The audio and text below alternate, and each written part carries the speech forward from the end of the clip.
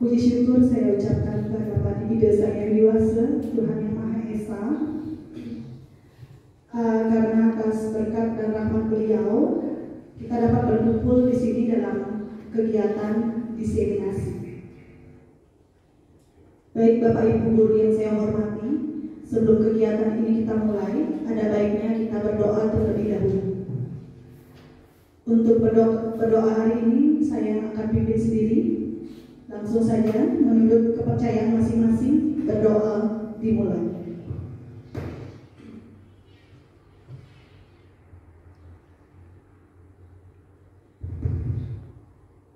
Berdoa selesai. Terima kasih yang saya ucapkan kepada Bapak Ibu guru karena telah bersedia hadir meluangkan waktunya untuk mengikuti kegiatan diseminasi hari ini. Jadi diseminasi hari ini bertujuan untuk melengkapi tugas aksi nyata saya dalam guru penggerak, pendidikan guru penggerak angkatan 7, yaitu modul 1.4 budaya positif. Jadi di sini saya mengambil judul yaitu kolaborasi dalam menumbuhkan budaya positif di SMP Negeri Hindu 3 Belah Batu. Bapak Ibu guru, jadi sebelum kegiatan kita mulai, saya akan mengajak Bapak Ibu guru melakukan ice breaking terlebih dahulu agar nanti kita bisa lebih semangat dalam mengikuti kegiatan diseminasi. Jadi untuk ice breakingnya saya akan mengajak Bapak Ibu untuk menepuk tangan. Jadi tepuk tangan di sini ada tepuk tangan pagi, tepuk tangan siang, tepuk tangan sore, dan tepuk tangan malam. Nah untuk tepuk tangan pagi itu sendiri nanti Bapak Ibu bisa menepuk tangan 1 kali. Sedangkan tepuk tangan siang itu bisa 2 kali tepuk tangannya. Selanjutnya tepuk tangan sore itu tepuk tangannya 3 kali. Dan tepuk tangan malam itu Bapak Ibu lakukan tanpa mempertemukan kedua tangan Bapak Ibu. Begitu. Jadi setengah saja. Bisa dipahami Bapak Ibu? Bisa. Ya langsung saja. Pagi, siang, sore, malam, siang. Pagi. Jadi masih ingat nggak Bapak Ibu dulu? Masih. Ya kalau tepuk tangan paginya itu lakukan dulu. Tepuk tangan siangnya itu 2 kali. Tepuk tangan sorenya 3 kali. Dan tepuk tangan malamnya itu ya setengah aja tanpa mempertemukan tangan Bapak Ibu. Siap ya? Bisa kita lanjut ya? Siap. Pagi, siang, sore, malam, sore. Berapa kali itu tepuk tangannya? 3. Iya, benar sekali. Selanjutnya, pagi, siang, sore, malam, pagi. Iya, bagus sekali. 1 kali lagi ya Bapak Ibu guru ya. Pagi, siang, sore, malam, malam. Bagus sekali. Terima kasih.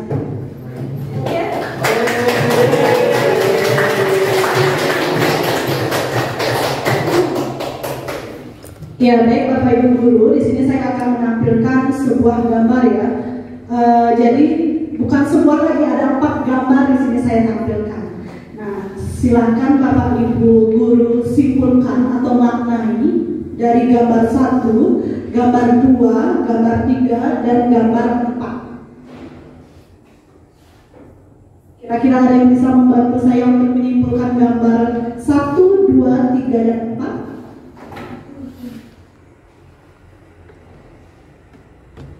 Saya. Ya silakan Bapak Mega.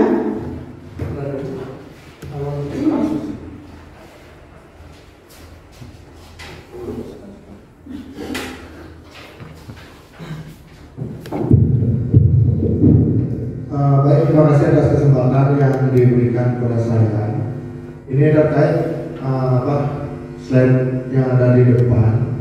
Itu terdapat 4 buah gambar. Jika disimpulkan dari keempat gambar itu, menurut saya bahwa keempat gambar itu merupakan kegiatan yang terjadi di sekolah. Nah, kegiatan itu kalau saya kategorikan itu bisa dikatakan kegiatan yang kurang positif atau bisa dikatakan negatif lah. Dari gambar 1 itu terlihat bahwasanya seorang guru itu sedang memberikan hukuman kepada siswa. Kemudian yang kedua itu terlihat bagaimana seorang anak tidak melakukan atau tidak menunjukkan sikap yang disiplin di dalam proses belajar mengajar.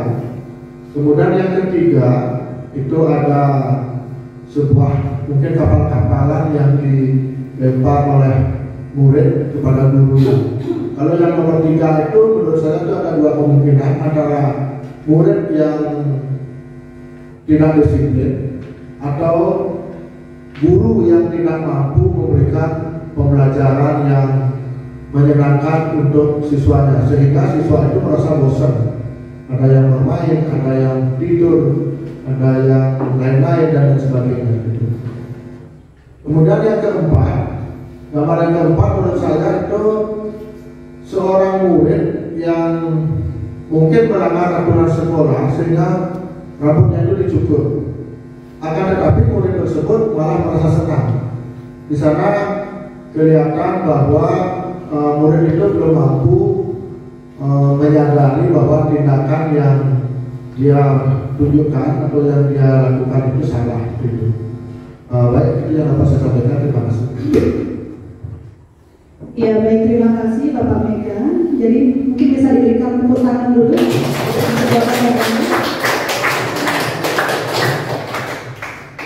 Ya, jadi benar sekali ya yang disampaikan oleh Bapak Mega tadi.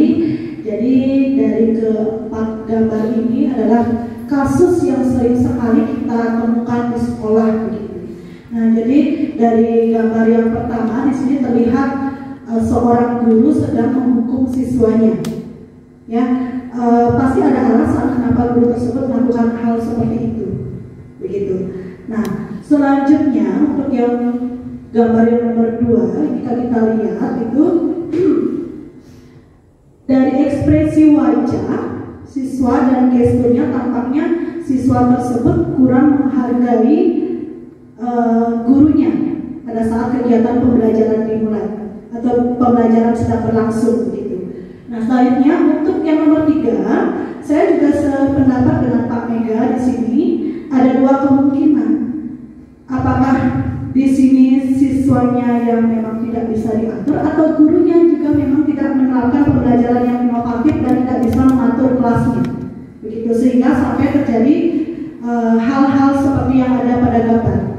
Nah, selanjutnya untuk yang nomor 4 itu tampaknya siswa terlihat sangat bangga sekali pada saat dia kena hukuman atau bisa dikatakan itu adalah sebuah sidak ya yang dilakukan oleh guru karena rambut siswa tersebut panjang. Nah, kenapa saya sebut bangga? Karena kita lihat dari segi ekspresi wajahnya, selanjutnya juga gestur tubuhnya, tampaknya dia senang sekali mendapatkan hukuman tersebut. Nah, kasus-kasus ini seringkali kita temukan di sekolah kita, seringkali kita temukan juga pada anak didik kita. Ya, nah sekarang pertanyaannya bagaimana cara kita untuk menanggulangi permasalahan tersebut agar hal-hal tersebut tidak terjadi lagi pada anak didik kita. Ya, jadi jawabannya tentu saja kita harus menerapkan apa? Budaya. Ya, bagus sekali. Jadi kita harus menerapkan budaya positif. Nah, selanjutnya saya bacakan sedikit latar belakang dari permasalahan kali ini, yaitu kita menyadari bahwa budaya positif di sekolah sangatlah penting untuk mengembangkan individu yang memiliki karakter yang kuat sesuai dengan profil pelajar Pancasila. Dalam rangka menciptakan budaya positif, penerapan disiplin positif dipraktikkan untuk menghasilkan individu yang berkarakter, disiplin, santun, jujur, dan bertanggung jawab. Maka dari itu diperlukan untuk menciptakan lingkungan yang positif sehingga terwujudnya suatu budaya positif. Jadi Bapak Ibu guru sekalian, kita tahu persis ya, akhir-akhir ini banyak sekali siswa kita mengalami kesenjangan karakter. Jadi salah satu contohnya, siswa kita seringkali acuh tak acuh terhadap kita. Jadi dia tidak memperdulikan keberadaan gurunya, dia tidak memiliki rasa hormat lagi kepada gurunya, begitu. Nah, hal-hal inilah yang harus kita perbaiki, begitu. Selanjutnya, apa itu budaya positif?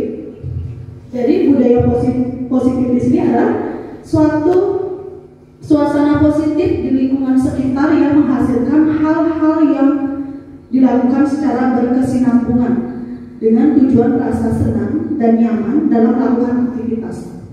Jadi perlu saya tekankan Bapak Ibu untuk menerapkan budaya positif di sini tidak semudah membalikkan telapak tangan. Jadi ada proses yang harus kita lakukan. Ya, proses ini tentu saja tidak secepat atau tidak semudah seperti yang saya katakan tadi, tidak semudah membalikkan telapak tangan. Jadi harus dilakukan secara terus-menerus dan secara berkesinambungan. Ya, baik, selanjutnya yaitu penerapan budaya positif. Nah, ada beberapa poin yang akan kita bahas ya dalam penerapan budaya positif. Jadi yang pertama itu disiplin positif dan nilai kebajikan universal. Yang kedua, selanjutnya teori motivasi, hukuman, konsekuensi, dan restitusi. Selanjutnya yang ketiga, keyakinan kelas. Yang keempat, kebutuhan dasar manusia dan dunia berkualitas. Selanjutnya yang kelima, 5 posisi kontrol. Dan yang keenam, segitiga restitusi. Jadi langsung saja Bapak Ibu. Yang pertama yaitu disiplin positif dan nilai kebajikan universal. Nah, berbicara tentang disiplin, kita sering sekali ya menyampaikan kepada anak didik kita, anak-anak kalian harus disiplin. Kunci kesuksesan kalian harus bisa disiplin. Benar seperti itu Bapak Ibu? Ya, jadi disiplin di sini dapat diartikan sebagai bentuk kontrol diri, yaitu belajar untuk mengontrol diri agar dapat mencapai suatu tujuan yang mulia. Jadi tujuan utama dari siswa kita melakukan kedisiplinan itu apa? Tujuan mulianya? Kira-kira apa Bapak Ibu Guru? Tujuan mulianya? Membentuk karakter. Iya, benar sekali, untuk membentuk karakter siswa itu sendiri, begitu. Nah, selanjutnya sebagai pendidik tujuan kita adalah menciptakan anak-anak yang memiliki disiplin diri sehingga mereka bisa berperilaku dengan mengacu pada nilai-nilai kebaikan universal dan memiliki motivasi intrinsik bukan ekstrinsik. Untuk motivasi intrinsik dan ekstrinsik ini akan saya jelaskan di slide selanjutnya, ya. Nah, dengan kata lain, seorang yang memiliki disiplin diri berarti mereka bisa bertanggung jawab terhadap apa yang dilakukan karena mereka akan mendasarkan tindakan mereka pada nilai-nilai kebajikan universal.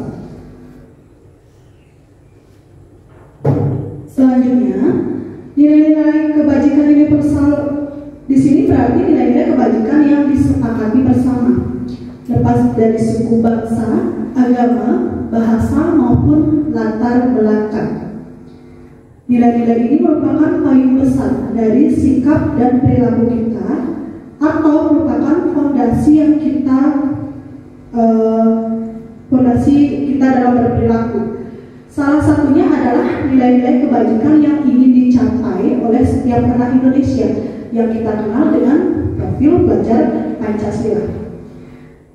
Selanjutnya, sikap-sikap kebajikan di sini diantaranya, nah maksudnya di sini nilai-nilai kebajikan di sini bisa berdasarkan dari profil pelajar Pancasila, bisa berdasarkan dari sikap murid, 9 pilar karakter, petunjuk seumur hidup, dan proyek nilai-nilai kebajikan. Nah, langsung saja Bapak Ibu, di sini saya sudah tampilkan nilai-nilai kebajikan universal berdasarkan profil belajar Pancasila, sikap murid, 9 pilar karakter. Selanjutnya ada juga petunjuk seumur hidup dan keterampilan hidup, serta The Seven Essential Virtues. Langsung saja, nilai kebajikan universal berdasarkan profil pelajar Pancasila. Saya rasa Bapak Ibu guru sudah familiar sekali ya mengenai nilai-nilai yang tertanam pada profil pelajar Pancasila. Nah, nilai-nilai inilah nanti yang kita harapkan bisa tertanam pada diri siswa kita, begitu. Jadi yang pertama, beriman bertakwa kepada Tuhan Yang Maha Esa dan berakhlak mulia. Kira-kira contoh dari nilai yang pertama ini kira-kira apa Ibu, Bapak Ibu? Ya silakan Bu Lodi.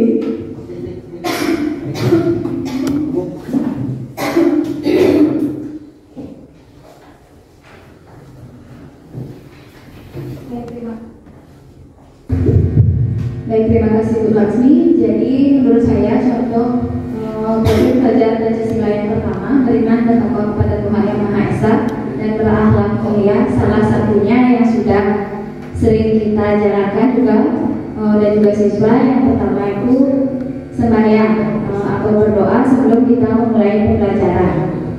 Terus ada juga toleransi dan juga merayakan hari-hari besar keagamaan. Iya, baik, terima kasih Bu Dewi Yani. Jadi benar sekali ya, untuk nilai yang pertama ini sudah sering kali kita terapkan ya. Sebelum kegiatan pembelajaran dimulai, seringkali kita melakukan doa bersama siswa-siswi kita di kelas. Selanjutnya ada sikap toleransi juga di dalamnya. Ada juga, kalau tidak salah, kita selalu mematuhi ajaran agama dan selalu menjauhi larangannya. Nah, di samping itu kita juga bisa dengan menjaga hubungan baik antara manusia dengan Tuhan, manusia dengan manusia itu sendiri, selanjutnya manusia dengan lingkungan. Nah, ajaran ini dikenal sebagai apa, Bapak Ibu guru? Iya, benar sekali, karena di mana memiliki arti menjaga keseimbangan antar manusia dengan Tuhan, manusia dengan manusia, dan manusia dengan lingkungan. Nah, selanjutnya yang kedua, contoh dari mandiri. Kira-kira apa Bapak Ibu? Ya, silakan Bu Sandi.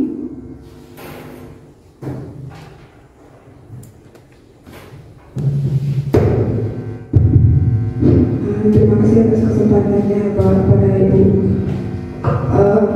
Untuk nilai kebajikan universal berdasarkan profil pelajar Pancasila di bagian mandiri, itu seperti yang kita ketahui, untuk mandiri di sini artinya dia dapat berdiri sendiri atau dapat memiliki kesadaran sendiri untuk menyelesaikan masalah-masalah yang dia hadapi. Seperti misalkan contoh kecil di kelas, anak-anak dapat menyelesaikan PR mereka dengan sendiri tanpa menyontek pada teman yang lainnya. Dan contoh lainnya, jika di saat diberikan ulangan harian, dia bisa dengan sadar menjawab ulangan harian yang diberikan oleh gurunya dengan memang bekerja sendiri dan kemampuannya sendiri tanpa dia tadi mencontek ke temannya. Itu yang lainnya mungkin pada kesadarannya dia dalam tugas pikir. Ya, karena tugas pikir walaupun ini berkelompok, jika dia tidak memiliki kesadaran pada dirinya sendiri untuk menyelesaikan permasalahan tersebut, dia tidak akan melaksanakan tugasnya dengan benar. Nah, seperti itu contoh-contoh yang bisa saya paparkan. Mungkin masih banyak contoh yang lainnya yang lebih umum. Hanya saja saya ambil contoh kecil aja yang sering kita jumpai di sekolah. Nah, itu aja Ibu. Terima kasih atas waktunya. Iya, baik, terima kasih Bu Santi. Jadi jawabannya sangat luar biasa sekali ya. Jadi benar sekali, mandiri di sini tentu saja contoh kecilnya pada saat siswa membuat tugas ataupun ulangan harian, sebisa mungkin mereka mengerjakan tugas-tugas tersebut sesuai dengan kemampuan mereka sendiri, dan mereka mengerjakannya mandiri tanpa bantuan dari orang lain atau mencontek pekerjaan temannya ya. Selanjutnya, bernalar kritis. Ya, silakan Pak Kadek Sanjaya. Baik, terima kasih atas waktunya.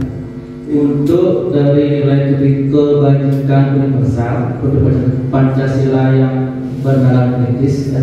Jadi seperti pengertiannya, bernalar kritis itu yaitu berperilaku yang mengedepankan kebenaran ya. Jadi mungkin salah satu contohnya itu di proses pembelajaran, mungkin siswa itu aktif di dalam kelas untuk bertanya dan untuk menjawab soal-soal yang diberikan ya. Jadi secara umum muridnya itu atau siswanya itu berperilaku berpikir secara logika di kebenaran. Mungkin itu aja, terima kasih. Iya, bagus sekali. Jadi mungkin bisa saya simpulkan maksudnya di sini dari Pak Kadek Sanjaya, dari bernalar kritis, bagaimana siswa kita dalam memecahkan permasalahan yang mereka temukan pada saat kegiatan pembelajaran. Seperti itu ya Pak Kadek ya. Yang selanjutnya, berkebinekaan global. Ya, silakan Bapak Dewa Mahendra.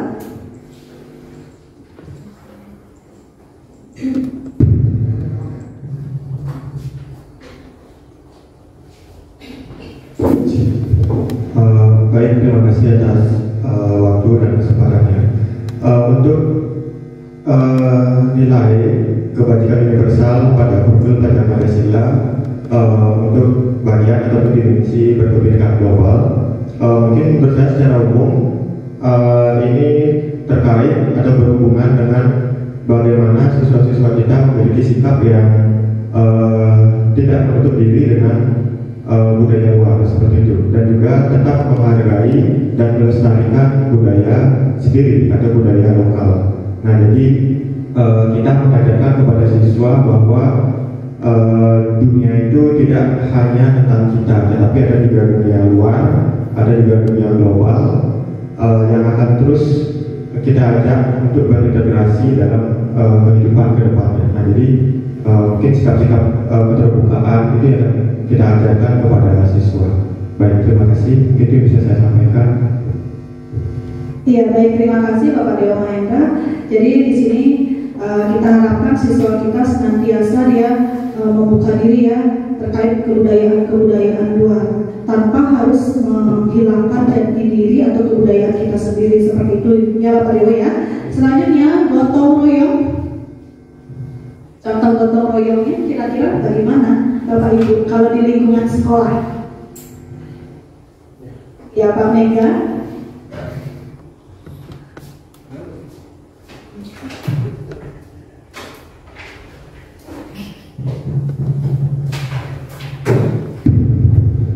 Baik, terima kasih atas kesempatan yang kembali.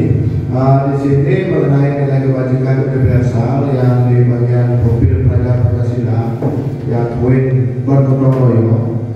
Di sini bergotong royong di sini mungkin para siswa itu bukan saja para siswa ya, mungkin keluarga sekolah itu saling bahu membahu untuk melaksanakan suatu kegiatan atau menjalankan program-program yang ada di sekolah. Nah, misalnya contoh kecil ketika melakukan kegiatan pembersihan di sekolah, namanya ketika hari Jumat itu di sekolah kita ada program Jumat bersih. Nah, di sana warga sekolah tidak hanya murid, mungkin kolaborasi antara murid dan guru itu melaksanakan pembersihan yang ada di lingkungan sekolah. Lalu contoh yang lain, mungkin dalam hal ini gotong royong yang ada dalam kelas itu sering kita lihat atau sering kita perhatikan gotong royong yang mungkin negatif ya dari murid ketika mengerjakan soal-soal ataupun PR ataupun menjawab ulangan PAS, PNS dan lain sebagainya. Mereka itu saling bergotong royong dalam menyelesaikan jawaban yang ada atau jawaban yang diberikan itu. Mereka menggunakan berbagai siasat untuk melakukan gotong royong, baik itu menyontek ataupun menyelesaikan tugas-tugas yang diberikan. Mungkin itu yang dapat saya sampaikan. Terima kasih. Iya, baik, terima kasih Bapak Mega. Jadi maksudnya di sini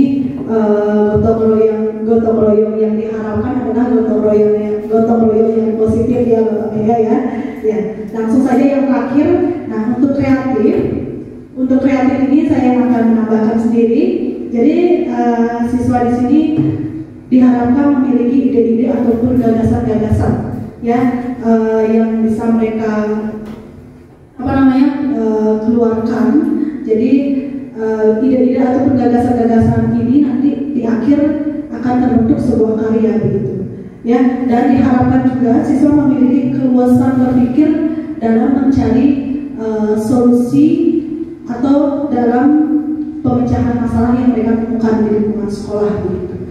Selanjutnya, nilai kebajikan universal berdasarkan sikap murid. Nah, di sini ada toleransi, rasa hormat, integritas, mandiri, menghargai, antusias, empati, keingintahuan, kreativitas, kerjasama, percaya diri dan komitmen. Nah, saya di sini tertarik dengan toleransi ya. Seperti yang kita ketahui, di sini kita merupakan sekolah Hindu, ya. Namun walaupun kita sekolah berlandaskan Hindu, tidak sedikit juga kita memiliki siswa dan siswi yang memiliki kepercayaan lain yang bersekolah di tempat kita. Nah, yang saya perhatikan selama ini siswa-siswa kita sudah memiliki rasa toleransi ya. Mereka mampu menerima dan mampu berkolaborasi bersama teman-temannya yang memiliki perbedaan agama ataupun budaya. Selanjutnya, nilai kebajikan berdasarkan petunjuk seumur hidup dan keterampilan hidup. Nah, ini sama Bapak Ibu ya dengan nilai kebajikan universal berdasarkan profil pelajaran Pancasila. Kira-kira perlu saya bacakan lagi tidak? Tidak ya? Ya, langsung saja. Nah, selanjutnya yang ada juga nilai kebajikan berdasarkan the 7 essential virtues. Nah, ini juga sama dengan yang nilai kebajikan yang sebelumnya, yaitu sikap murid ya.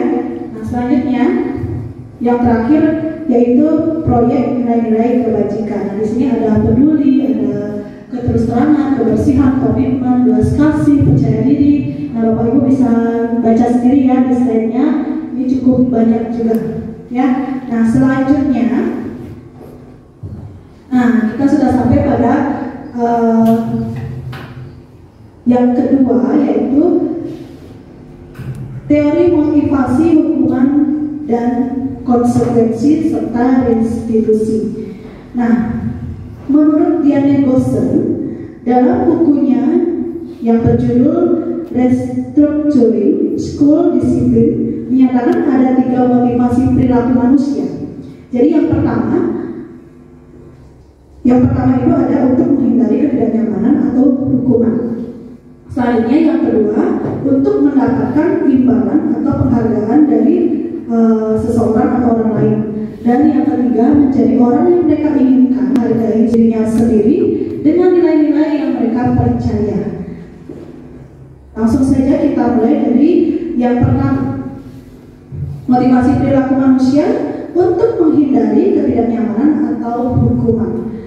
Nah, motivasi ini bisa kita sebut motivasi yang paling rendah ya Bapak Ibu ya, karena motivasi ini sifatnya eksternal, yaitu datangnya dari luar diri siswa kita, begitu. Jadi mereka di sini melakukan sesuatu itu karena mereka takut akan adanya hukuman atau ketidaknyamanan, begitu. Jadi contoh yang bisa saya berikan dalam hal ini, misalnya siswa kita datang ke sekolah tepat waktu untuk melaksanakan piket, misalnya mereka tepat waktu datang ke sekolah ini, mereka bukannya ingin mendapatkan manfaatnya, tetapi mereka lebih kepada takut pada hukuman yang diberikan oleh guru apabila mereka datang terlambat, gitu.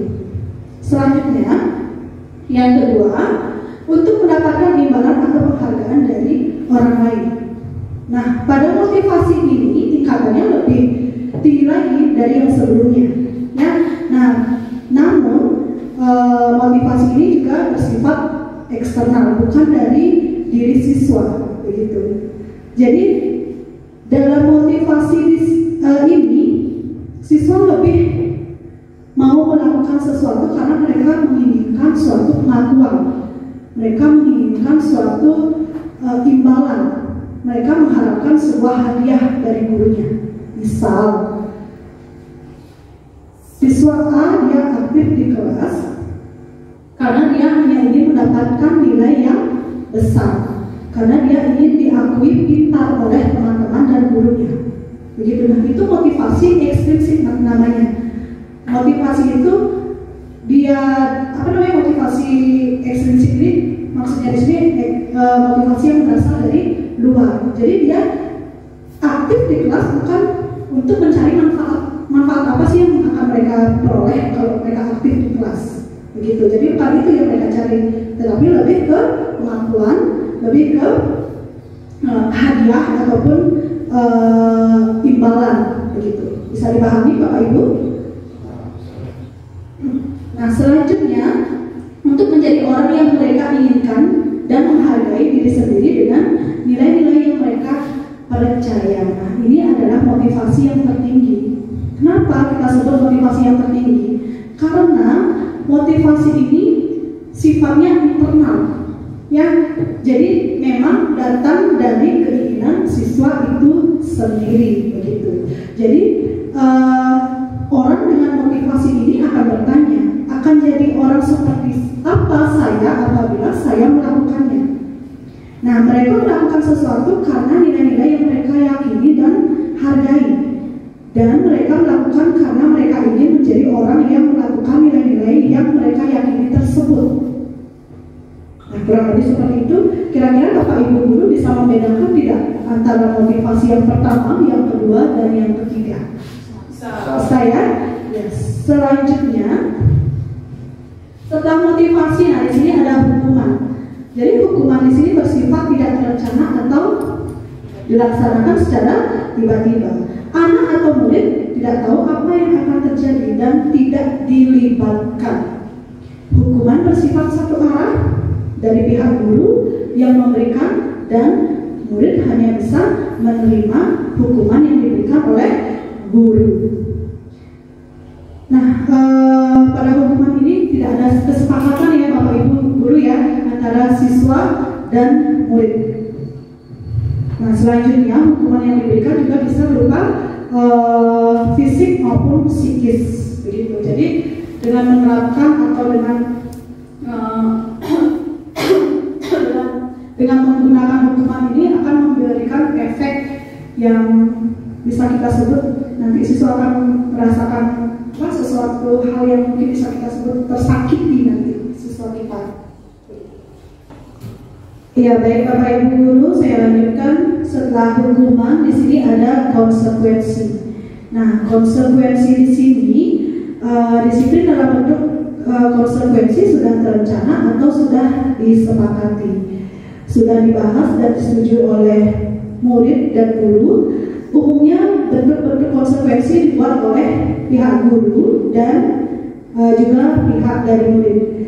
Dalam hal ini siswa sudah mengetahui sebelumnya konsekuensi yang akan diterima apabila ada pelanggaran. Jadi sedikit berbeda ya Bapak Ibu guru antara hukuman dan konsekuensi. Nah, kalau tadi hukuman itu sifatnya satu arah ya dan hanya diketahui oleh guru, sedangkan untuk konsekuensi ini sudah ada kesepakatan antara guru dengan siswa. Nah, contohnya di sini misalnya dalam pelajaran PJOK. Misalnya seorang anak dia terlambat datang ke kelas pelajaran PJOK tersebut. Nah, siswa tersebut sebelumnya sudah membuat kesepakatan dengan gurunya apabila ada siswa yang terlambat datang ke kelas PJOK tersebut, siswa tersebut bisa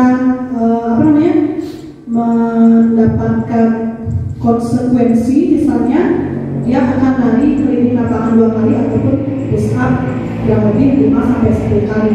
Jadi artinya kalau hukuman sebelumnya tidak ada kesepakatan antara siswa dengan guru, sedangkan konsekuensi sudah ada kesepakatan antara siswa dengan guru. Nah, jadi Bapak Ibu guru kira-kira bisa membedakan antara hukuman dengan konsekuensi tidak?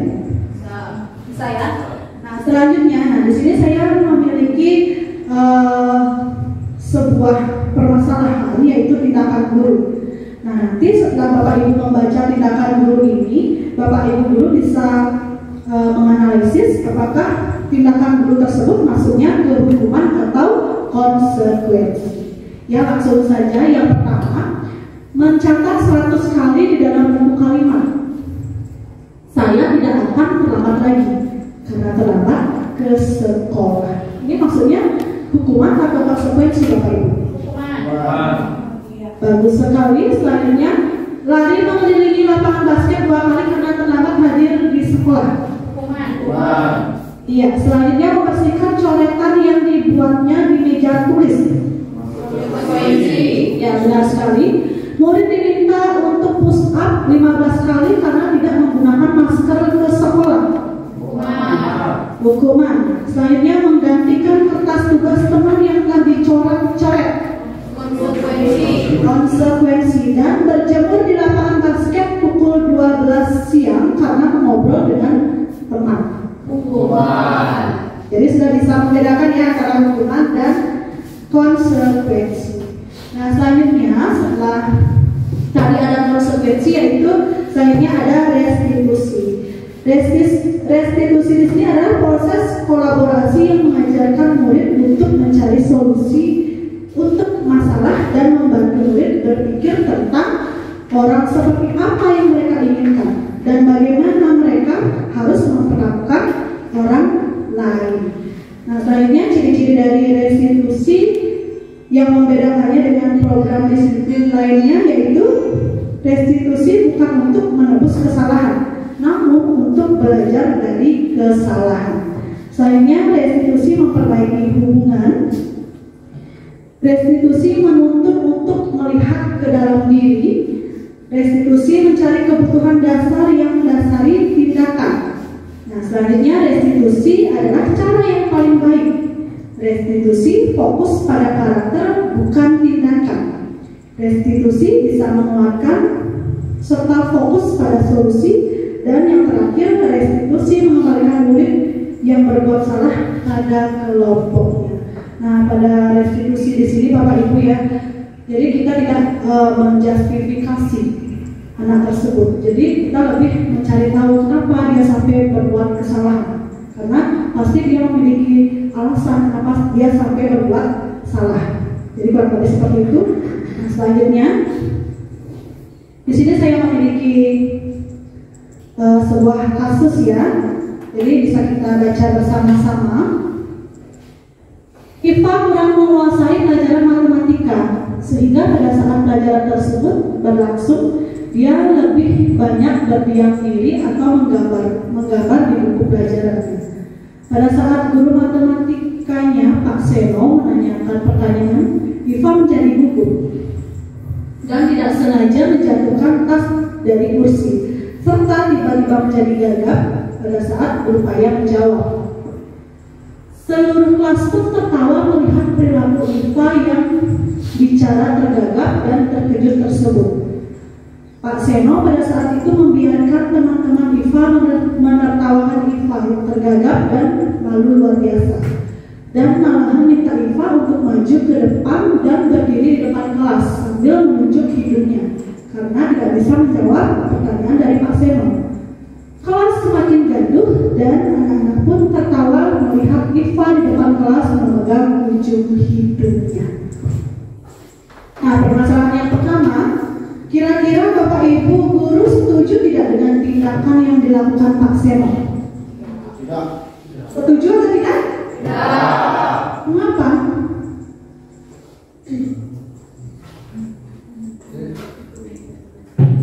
Mengapa?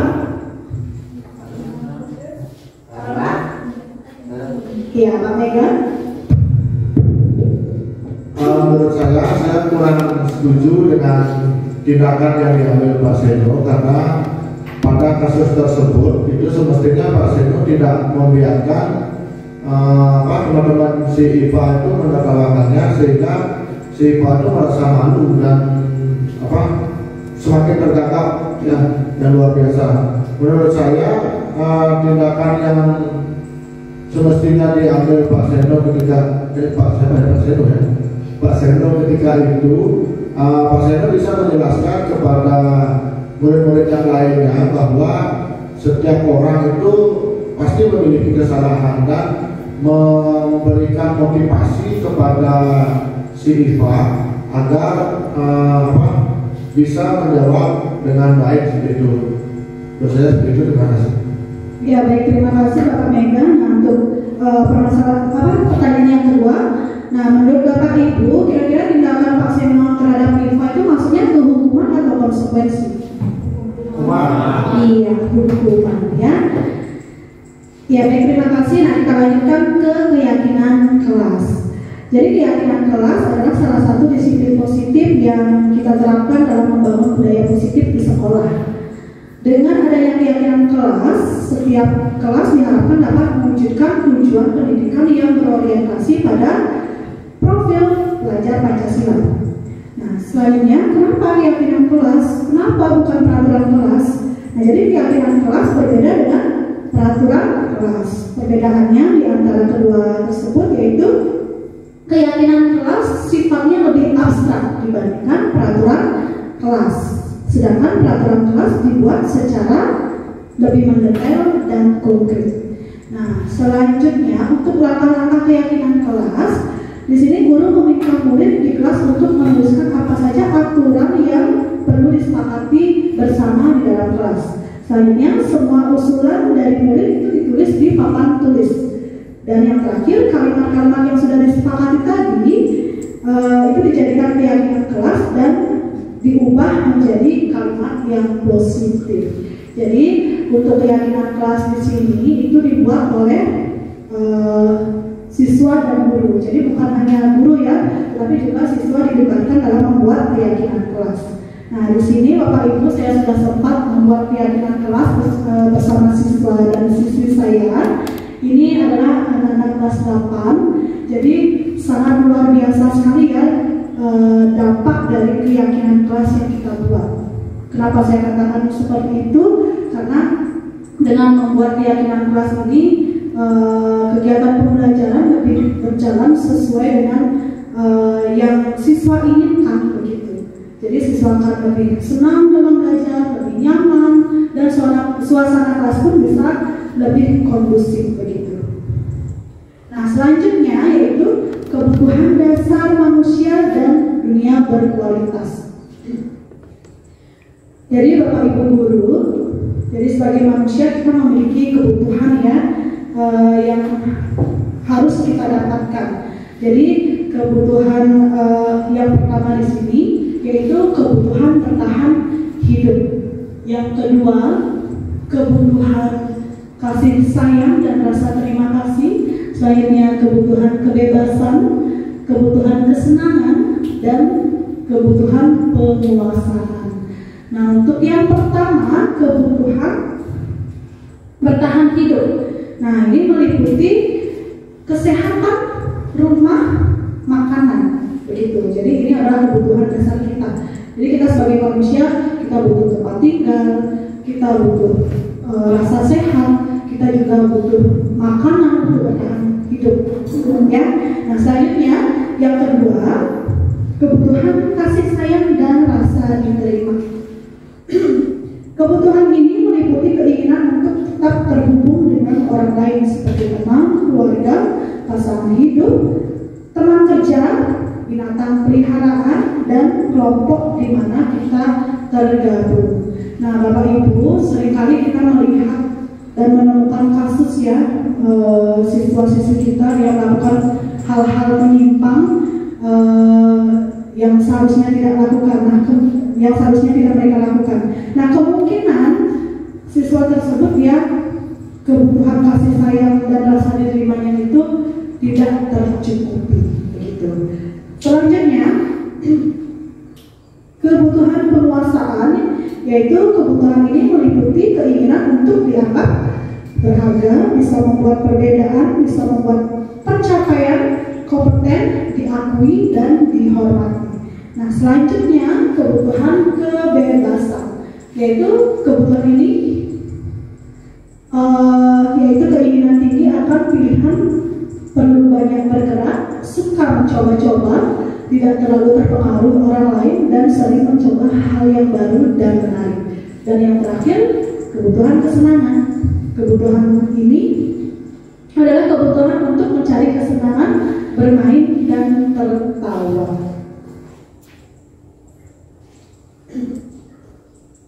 Nah, selanjutnya kita sampai pada 5 posisi kontrol. Nah, menurut Dr. William Dazer, Gossem menyimpulkan ada 5 posisi kontrol yang diterapkan oleh guru, orang tua, ataupun atasan dalam melakukan kontrol. Kelima posisi kontrol tersebut adalah penghukum, pembuat rasa bersalah, teman, pemantau, dan manajer.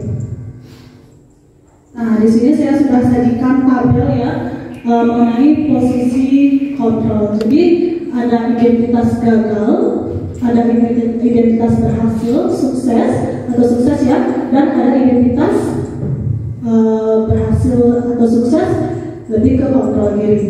Jadi kita mulai dari yang pertama, 5 posisi kontrol yang pertama. Di sini ada penghukum. Ya, jadi seorang guru bisa memposisikan diri sebagai penghukum, pembuat rasa bersalah, teman, pemantau, dan manajer. Jadi kita mulai dari yang penghukum. Nah, pada hal ini guru berbuat, dia akan menghardik atau menunjuk-nunjuk, menyakiti, dan menyindir. Kira-kira Bapak Ibu guru pernah melakukan hal seperti itu? Selanjutnya, guru berkata, kalau kamu tidak melakukannya, awas ya, rasakan. Selanjutnya, hasilnya, jadi hasil yang diperoleh dari yang Bapak Ibu lakukan tadi, yaitu siswa akan memberontak dan menyalahkan orang lain, serta menjadikan dia sebagai pribadi yang suka berbohong. Selanjutnya, kaitannya dengan dunia berkualitas, murid di sini akan meletakkan gurunya di luar dunia berkualitas. Murid akan berkata, biarkan saja, nanti juga dia marah-marah lagi. Dan dampak pada murid yaitu siswa akan mengulangi kesalahan-kesalahan yang sudah pernah dia lakukan sebelumnya. Selanjutnya, posisi kontrol yang kedua, pembuat rasa bersalah. Nah, yang guru lakukan di sini yaitu berceramah dan mengatakan, seharusnya kalian tidak seperti ini. Ibu kecewa sama kalian. Nah, selanjutnya guru akan berkata, kamu seharusnya, kamu sudah tahu. Ibu lelah sekali mengatakannya. Ibu stres. Selanjutnya, hasil yang akan diperoleh yaitu siswa akan menyembunyikan, menyangkal, dan berbohong. Kaitannya dengan dunia berkualitas, murid akan meletakkan guru di dalam dunia yang berkualitas. Selanjutnya, murid akan berkata, maafkan saya. Karena apa? Karena dia dibuat merasa bersalah. Dan selanjutnya, dampak pada murid yaitu siswa akan merasa rendah diri. Selanjutnya, posisi kontrol yang ketiga, guru sebagai teman. Ada di sini mungkin Bapak Ibu guru yang memposisikan diri pada posisi kontrol ini sebagai teman siswa, mungkin ada ya. Jadi di sini guru akan membuatkan alasan-alasan untuk muridnya. Guru akan berkata, ayolah lakukan demi ibu. Masa kamu tidak mau? Ingat, tidak ibu pernah. Ingat tidak ibu pernah bantu. Selanjutnya hasilnya siswa akan menjadi ketergantungan. Kaitannya dengan dunia berkualitas, murid akan meletakkan guru sebagai orang yang sangat penting di dunia berkualitas. Dan murid akan berkata, saya pikir bapak atau ibu teman saya. Ternyata, ya. Selanjutnya dampak pada murid yaitu lemah, tidak mandiri, dan tergantung pada orang lain atau gurunya. Ya, jadi 5 posisi kontrol di sini bisa untuk teman ini dia masuknya ke identitas berhasil, tapi siswa kita di sini akan jadi apa kira-kira? Manja, ya kan? Ya, selanjutnya pemantau. Nah, dalam hal ini guru akan menghitung dan mengukur. Guru akan berkata apa peraturannya. Selanjutnya hasilnya menyesuaikan diri bila diawasi. Kalau tidak diawasi, siswa kita akan keluar lagi. Ya, selanjutnya kaitannya dengan dunia berkualitas, murid meletakkan dulu peraturan dan hukum di dunia berkualitas. Nah, selanjutnya murid akan berkata, berapa banyak bintang yang saya harus peroleh, berapa halaman yang harus saya tulis. Selanjutnya dampak pada murid, menitik beratkan pada sanksi atau hadiah untuk dirinya. Nah, pada posisi pemantau ini, dia masuknya ke identitas berhasil juga, tapi ini motivasinya masih motivasi eksternal ya. Selanjutnya posisi kontrol yang terakhir yaitu manajer. Jadi guru di sini akan mengajukan pertanyaan-pertanyaan. Selanjutnya guru akan berkata apa yang kita yakini, apa yang bisa kamu kerjakan untuk memperbaiki masalah ini. Nah, selanjutnya hasilnya siswa akan menjadi pribadi yang kuat. Dan selanjutnya kaitan dengan dunia berkualitas, murid akan meletakkan dirinya sebagai individu yang positif dalam dunia berkualitas. Murid akan berkata, bagaimana caranya saya untuk memperbaiki keadaan. Dan dampak pada murid, siswa akan mengevaluasi diri, bagaimana cara memperbaiki diri, begitu. Jadi ada perbedaan tidak dari posisi kontrol 1, 2, 3, 4, dan 5? Ada ya? Bisa membedakan ya? Iya, kita lanjutkan. Nah, selanjutnya yaitu segitiga restitusi. Jadi segitiga restitusi di sini ada beberapa tahapan ya yang bisa guru lakukan dalam menyelesaikan permasalahan yang dihadapi oleh siswa. Jadi yang pertama yaitu menstabilkan identitas, selanjutnya memvalidasi tindakan yang salah dan menanyakan keyakinan. Nah, yang pertama menstabilkan identitas, yaitu membantu untuk tenang dan kembali ke suasana hati di mana proses belajar dan penyelesaian masalah bisa dilakukan. Nah, selanjutnya, jadi guru di sini menstabilkan identitas dengan cara guru akan mengatakan kepada siswa berbuat salah itu tidak apa-apa, tidak ada manusia yang sempurna. Selanjutnya yang kedua,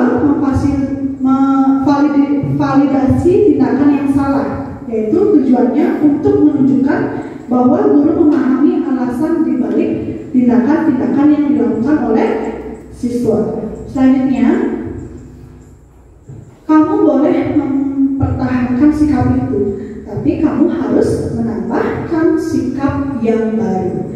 Nah, selanjutnya yang terakhir, menanyakan keyakinan, yaitu menghubungkan dengan nilai-nilai yang dipercaya dan berpindah menjadi orang yang diinginkan. Jadi pertanyaan yang bisa kita tanyakan yaitu apa nilai-nilai umum yang telah kita sepakati. Ya, jadi kira-kira Bapak Ibu itu dari saya ya materi mengenai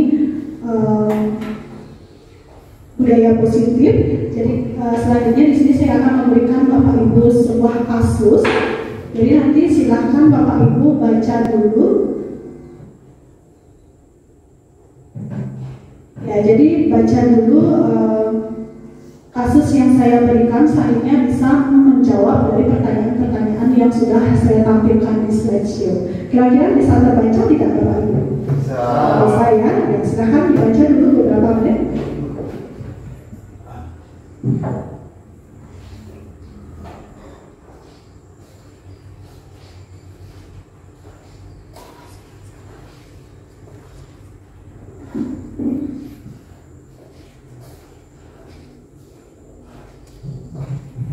Ya, kita baca bersama-sama ya Bapak Ibu guru ya. Nah, di sini ada Pak Joko, Mario dan Adi. Pak Joko, Mario, Adi, Bapak tadi dengar laporan dari guru piket di kantin. Sepertinya kalian dalam masalah ya. Ada yang bisa Bapak bantu? Apa yang terjadi? Mario dan Adi. Iya Pak, tadi saya pada saat jam istirahat pagi kami lempar makanan di kantin, tapi tidak sengaja malah kelempar kena wajah Ibu Dina, kepala sekolah, ketika beliau sedang berjalan. Selanjutnya Pak Joko, kalian main lempar-lemparan makanan di kantin kena wajah Ibu Dina ketika beliau sedang lewat. Mario dan Adi, iya Pak. Selanjutnya Adi, ada informasi yang kamu mau tambahkan? Kami tidak bermaksud melakukannya Pak, tapi kami tidak sengaja. Selanjutnya, apakah kalian tahu kalau kalian berada di dalam masalah sekarang? Iya Bapak. Nah, selanjutnya dari Pak Joko, baiklah, Bapak di sini bukannya untuk mencari siapa yang salah. Bapak di sini untuk mencari penyelesaian permasalahan kalian bersama-sama. Berpikir bersama-sama tentang apa yang bisa kita lakukan untuk memperbaiki situasi ini. Kalian pasti melakukan itu ada alasannya. Pasti seru ya bermain lempar-lemparan makanan begitu. Mario dan Adi, iya Pak. Dan selanjutnya Pak Joko, iya Bapak bisa lihat kalian merasa senang melakukannya, tetapi yang kalian lakukan merugikan orang lain sehingga sekarang kalian dalam masalah. Mario dan Adi, iya Pak. Pak Joko, sekarang mari kita bicara tentang keyakinan kelas dan keyakinan sekolah kita. Apa yang kita percaya? Yang mana yang akan kalian belum tunjukkan? Kita harus bersikap baik satu sama lain, menghormati orang lain dan menghormati diri sendiri. Pak Joko, kalian berdua ingat dengan baik keyakinan kelas kita.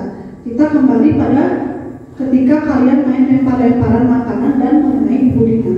Apakah ketika kalian melakukan itu kalian menghormati orang lain dan lingkungan? Tidak Bapak.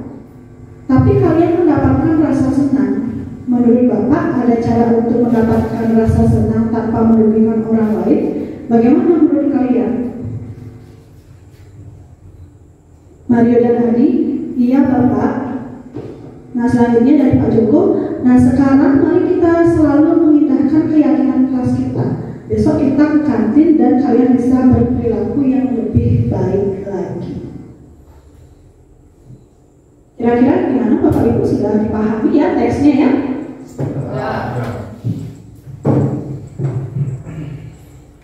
Ya, jadi langsung saja ke pertanyaan yang pertama. Dari 5 posisi kontrol, posisi mana yang dipraktikkan oleh guru? Yang mana? Pak Dalsa mungkin?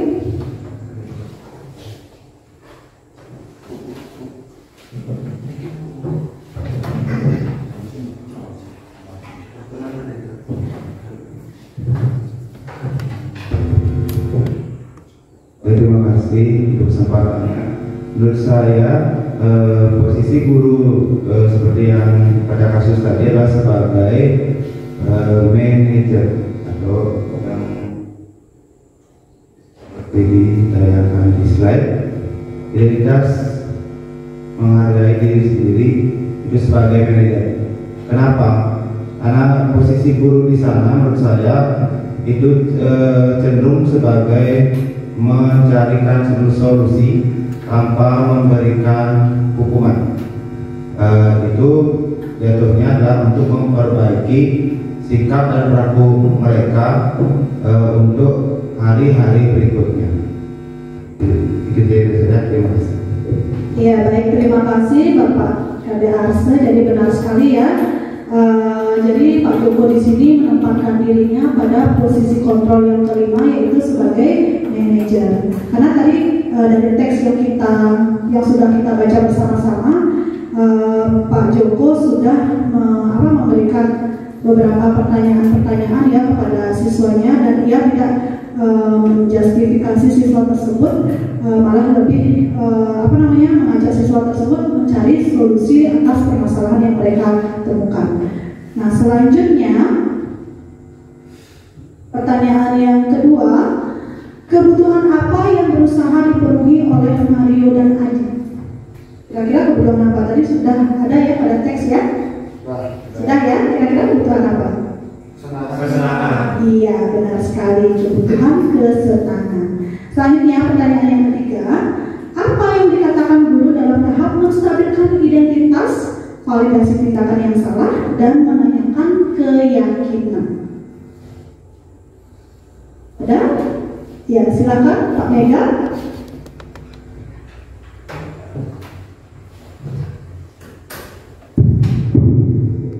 Baik, terima kasih atas kesempatannya. Untuk pertanyaan yang nomor 3, mengenai apa yang dikatakan guru dalam tahap menstabilkan identitas, validasi tindakan yang salah, dan menanyakan keyakinan. Nah, dari teks yang ditayangkan tadi, menurut saya yang pertama, yang dapat dikatakan guru dalam tahap menstabilkan identitas, yaitu untuk membantu siswa itu untuk merasa tenang dalam menghadapi masalahnya. Yang dikatakan guru yang dalam kasus tersebut adalah Pak Joko, yaitu baiklah Bapak tidak mencari siapa yang salah. Nah, dalam hal ini guru tidak langsung mengejudge atau mengatakan bahwa tindakan yang dilakukan oleh murid itu salah seperti itu. Akan tetapi guru mengajak murid untuk menggali solusi yang ada dalam dirinya. Kemudian yang kedua, dalam tahap validasi tindakan yang salah, di sana Pak Joko mengatakan kalian melakukan ini pasti ada alasannya. Kemudian Pak Joko mengatakan ya Bapak lihat kalian merasa senang melakukannya. Di sana Pak Joko di sana memvalidasi tindakan yang dilakukan oleh Mario dan Adi itu memang salah, dengan menanyakan alasan mereka melakukan hal itu. Nah, kemudian yang ketiga, menanyakan keyakinan. Dalam teks tersebut Pak Joko mengatakan, nah sekarang kita selalu menggunakan keyakinan kelas yang telah kita buat seperti itu, sehingga tindakan Pak Joko itu mengajak Mario dan Adi untuk kembali ke kantin dan mencari Ibu Dina, mungkin untuk melakukan permohonan maaf.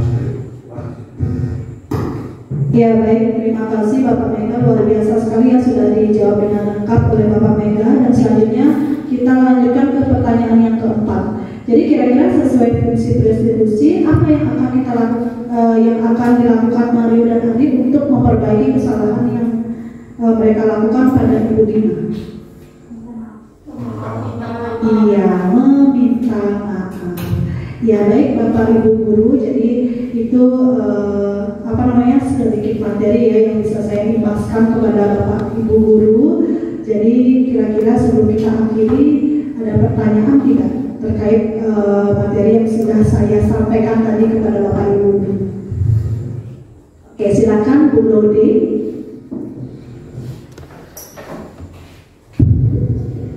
Baik, terima kasih atas kesempatan yang pasti. Terima kasih juga atas paparannya tadi mengenai budaya positif, teori motivasi, hukuman dan konsekuensi, restitusi, keyakinan kelas, kebutuhan dasar manusia, 5 posisi kontrol, dan juga segitiga restitusi. Itu sangat bermanfaat ya bagi kami yang kebetulan belum terlalu mengenal materi. Nah, jadi saya ada satu pertanyaan untuk Bu Laksmi. Nah, seandainya jika ada seorang murid yang melakukan kesalahan dan sudah ditangani guru, tetapi siswa tersebut tidak bisa berubah atas kesalahan yang dilakukannya.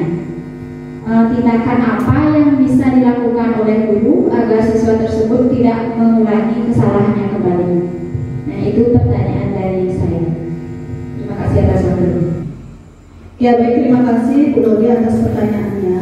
Jadi seperti yang saya katakan tadi, kita sebagai guru bisa memposisikan diri pada 5 posisi kontrol. Ya, jadi atas permasalahan yang Bu Lodi sampaikan tadi, kita di sini bisa menjadi teman, pemantau atau manajer. Namun harapan kita nanti sebagai seorang guru, kita bisa memposisikan diri pada posisi kontrol manager, yaitu nanti dimana kita tidak langsung menyalahkan siswa pada saat dia berbuat salah, tapi lebih menggali lagi kenapa siswa tersebut sampai melakukan perbuatan yang menyimpang begitu. Dan akhirnya nanti siswa akan sadar dengan kesalahan yang dia lakukan dan akhirnya mau merubah dirinya sendiri sesuai dengan keinginannya.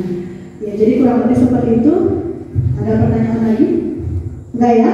Kira-kira yang lainnya gimana? Bisa dipahami? Ada pertanyaan lagi? Sudah? Ya, baik. Nah, selanjutnya sebelum kegiatan diseminasi ini kita akhiri, saya minta kesediaan Bapak Ibu, salah satu dari kalian, untuk merefleksikan kegiatan kita hari ini. Kira-kira siapa yang berkenan? Bapak Ibu yang mau merefleksikan kegiatan kita hari ini?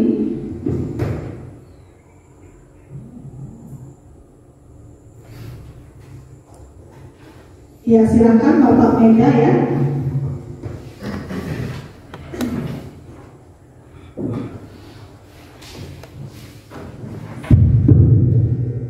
Baik, terima kasih atas kesempatan kembali yang diberikan kepada saya.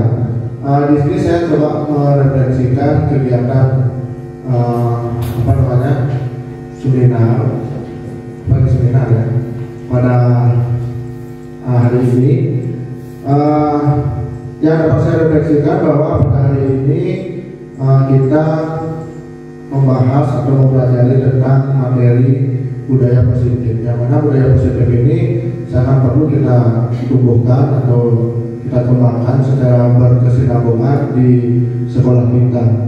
Nah, adapun poin yang dibahas dalam budaya positif hari ini, yang pertama itu ada disiplin positif dan nilai kebajikan universal. Kemudian yang kedua itu ada teori motivasi, hukuman, dan konsekuensi. Kemudian yang ketiga itu ada keyakinan kelas, seperti yang ditayangkan tadi, bahwa keyakinan kelas ini bertujuan untuk menumbuhkan atau menguatkan karakter disiplin siswa dalam proses pembelajaran yang dilakukan di dalam kelas. Kemudian yang keempat itu ada kebutuhan dasar manusia dan dunia berkualitas. Kebutuhan dasar manusia yang meliputi pada hidup, rasa senang, rasa kasih sayang, dan lain sebagainya. Kemudian yang kelima itu ada institusi tentang 5 posisi kontrol, yang mana dalam hal ini Bapak Ibu guru itu sangat perlu memahami untuk memposisikan dirinya ketika menghadapi kasus-kasus yang dilakukan oleh siswa itu sendiri, baik itu sebagai penghukum, pengumbar rasa bersalah, teman, pemantau, maupun manajer seperti itu. Dalam hal ini yang sangat diharapkan kita sebagai seorang guru itu agar mampu memposisikan diri sebagai manajer. Kemudian yang terakhir, yang keenam, itu mengenai segitiga restitusi yang meliputi menstabilkan identitas, kemudian memvalidasi tindakan yang salah, dan menanyakan keyakinan. Nah, jadi dari keenam budaya positif yang dijelaskan tadi dalam seminar ini sangat perlu kita pahami dan mungkin sangat perlu kita implementasikan di sekolah untuk menumbuhkan budaya positif agar siswa maupun warga sekolah yang lainnya itu merasa senang dan nyaman ketika berada di sekolah kita. Baik, itu yang dapat saya sampaikan. Terima kasih. Iya, baik, terima kasih Pak Yandri Mega. Jadi sungguh sangat luar biasa sekali ya refleksi yang disampaikan dari Bapak Mega. Nah, jadi Bapak Ibu Guru, sekali lagi saya tanyakan sebelum kita akhiri, ada pertanyaan? Sudah cukup ya? Ya. Jadi sebelum saya akhiri, sekali lagi saya mengucapkan terima kasih atas kesediaannya untuk mengikuti diseminasi ini. Semoga pengetahuan-pengetahuan yang saya imbaskan hari ini dapat bermanfaat dan bisa Bapak Ibu implementasikan nantinya di kelas Bapak Ibu masing-masing. Akhir kata saya akhiri kegiatan hari ini. Om Santi Santi Santi Om.